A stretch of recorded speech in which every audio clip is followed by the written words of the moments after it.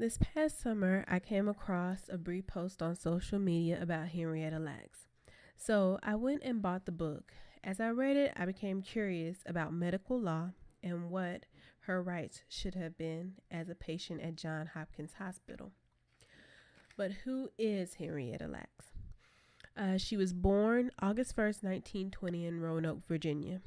In 1941, she married David Lacks, and they had 5 children, and in the late 40s moved to Maryland to become tobacco farmers.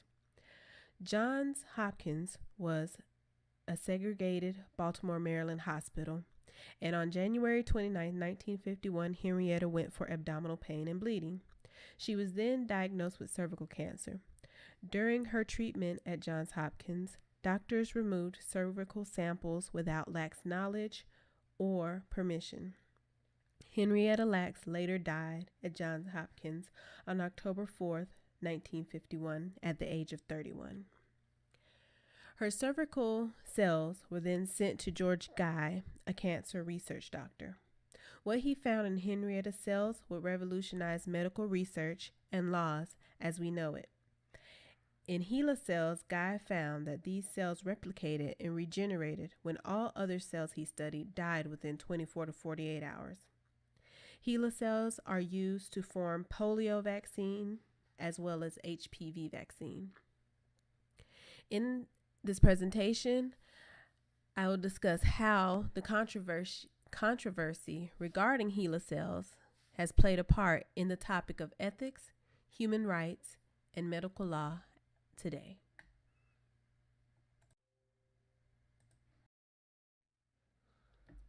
Although in the 1950s there were no laws in place regarding ethics or consent of a patient, in this day and age the ethical implications would be that the cells were taken without Henrietta's knowledge or consent.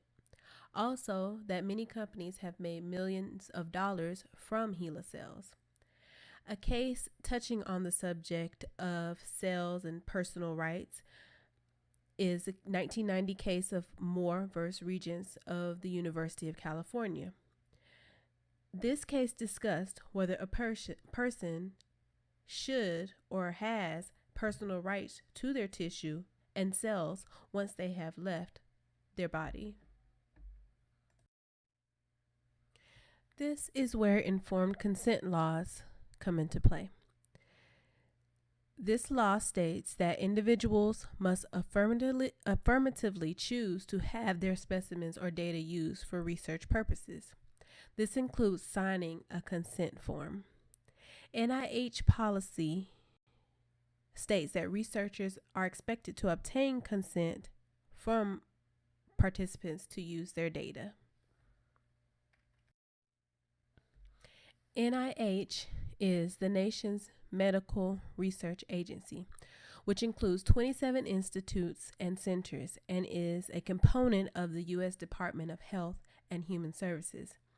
NIH is the primary federal agency conducting and supporting basic clinical and translational medical research and is investigating the causes, treatments, and cures for both common and rare diseases. In 2013, German researchers published the first sequence of the full HeLa genome. This is the DNA of the HeLa cell lines with the cells of healthy human tissues. This publication triggered strong reactions from researchers in bioethics because they were concerned it will violate the privacy of the Lacks family because of the potential to identify the family's possible disease risk. With this, the NIH forms an agreement with the descendants of Henrietta Lacks.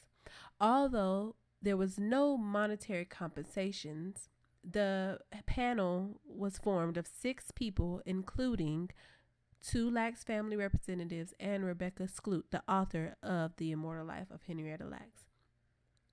The panel will have the rights to approve which research facilities gain access to HeLa cells and the genome. But this could proved to be a difficult task because the U.S. National Institute of Health only has jurisdictions over federal government research and not private institution research.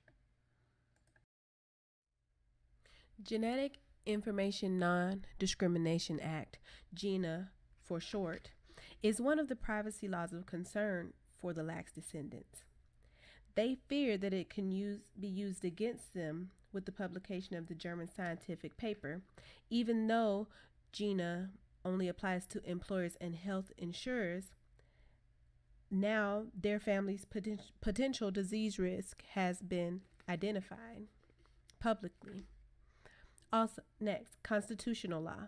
The United States Constitution, particularly the Fourth Amendment, is often invoked as a foundational source of the right of privacy. However, the Constitution only applies to governmental actors and not to private individuals or entities. The Privacy Act of 1974 is one of the oldest federal privacy laws. It governs the collection, maintenance, use, and dissemination of information about individuals maintained in systems of records by federal agencies. The Health Insurance Portability and Accountability Act, HIPAA for short, is a law that was designed primarily to increase the portability of employer-sponsored group health benefits. The only drawback of HIPAA is that genetic information is not protected by its law. The Belmont Report, written in 1979 by the National Commission for the Protection of Human Subjects of Biomedical and Behavioral Research, spurred the creation of the so-called Common Rule, which is applicable to federally funded research. The Common Rule is shorthand for the federal policy for the protection of human subjects that was first published in 1991 to protect vulnerable categories of test subjects. Vulnerable categories of test subjects are referred to as pregnant women, fetuses, prisoners, children, and the indigent. One flaw of the Common Rule is that it only applies to federally funded research. It does not apply to private organizations who conduct biomedical and behavioral research. There are huge possibilities in the future evolution of technology and medical science. Laws, therefore, have to evolve also and have to be put in place to advance patients' rights without stifling medical research. The harvested cells of Henrietta Lacks has brought to the forefront the responsibilities for medical research that medical researchers owe society. This has forever transformed the way researchers gather information and collect samples from human subjects, and more importantly, how modern research is regulated.